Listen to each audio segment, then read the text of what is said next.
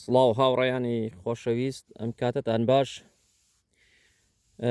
بەڕێزان، پێم باش بوو فێرکاریەکی سادە بکەم لەسەر GPS های تارگێت.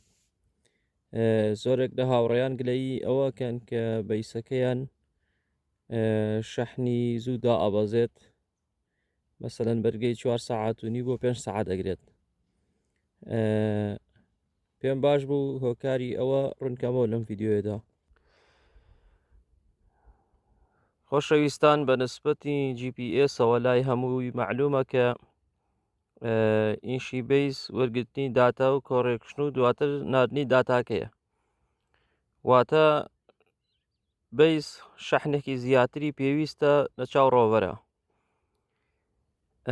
و ئەم شەحنەش بەپێی مۆدێلەکان ئەگۆڕێت. بۆ نمونە V200 بەشی 10 سەعات دەکات، V500 بەشی 20 سەعات دەکات. بەڵام ئەوەی لێرە مەبەستمە IRTK5 کە سیگناڵی رادیۆی داخلی تا 7 کیلۆمەتر ئەنێرێت. من چۆن وا بکەم کە کاتێک بەیسی IRTK5 بەکاردێنم پاتریەکەم بەشی 6 سەعات بۆ 7 سەعات بکات.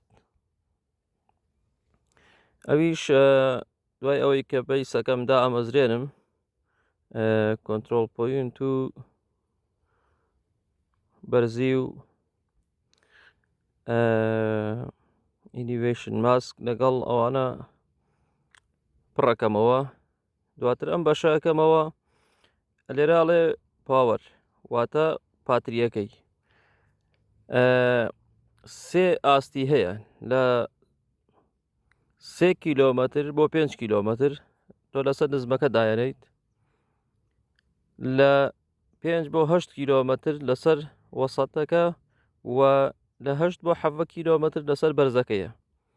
کاتێک تۆ ئیشەکەت پێویستی بەوەیە، یعنی تا 3 کیلۆمەتر سیگناڵت بۆ بێت، کاتێک لەسەر نزمەکە دایەنیت ئەوە شەحنی تۆ بەشی 8 سەعات دەکات.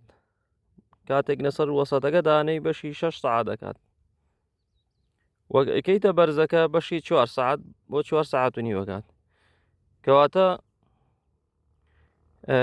پاتریەکە لێرا کۆنترۆڵ ئەکرێت.